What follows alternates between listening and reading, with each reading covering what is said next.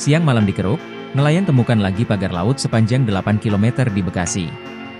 Sebuah video yang beredar di media sosial menunjukkan keberadaan pagar misterius berbahan bambu di perairan pesisir utara Kabupaten Bekasi, Jawa Barat. Video berdurasi 45 detik tersebut memperlihatkan ribuan batang bambu yang terpancang secara rapi di dua sudut wilayah Tarumajaya.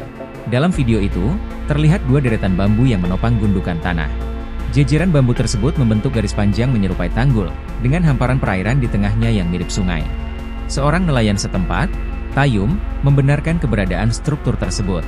Ia, sudah 6 bulan belakangan ini, keberadaan bambu misterius tersebut, ya ujar Tayum saat dihubungi Kompas.com pada Senin, 13 Januari 2025. Tayum menjelaskan, tanah yang berada di antara sekat bambu tersebut berasal dari tanah laut.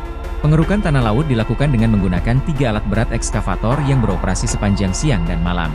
Tanah yang berhasil dikeruk kemudian diuruk ke sela-sela dua sudut bambu yang terpancang sehingga membentuk struktur menyerupai tanggul. Setelah sekian lama, akhirnya mereka merambah sampai 8 km menguruknya, ungkap Tayum.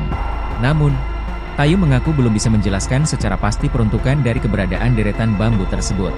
Keberadaan struktur ini masih menyisakan tanda tanya bagi masyarakat setempat. Dalam video dengan berbagai durasi, memperlihatkan sekelompok nelayan di atas sebuah kapal sederhana. Mereka menyusuri pagar laut yang membentang cukup panjang di perairan Bekasi. Menurut keterangan video, pagar laut itu ada di Tarumajaya, Bekasi. Unggahan lainnya, yang menampilkan lokasi laut yang terlihat sudah diuruk dengan tanah.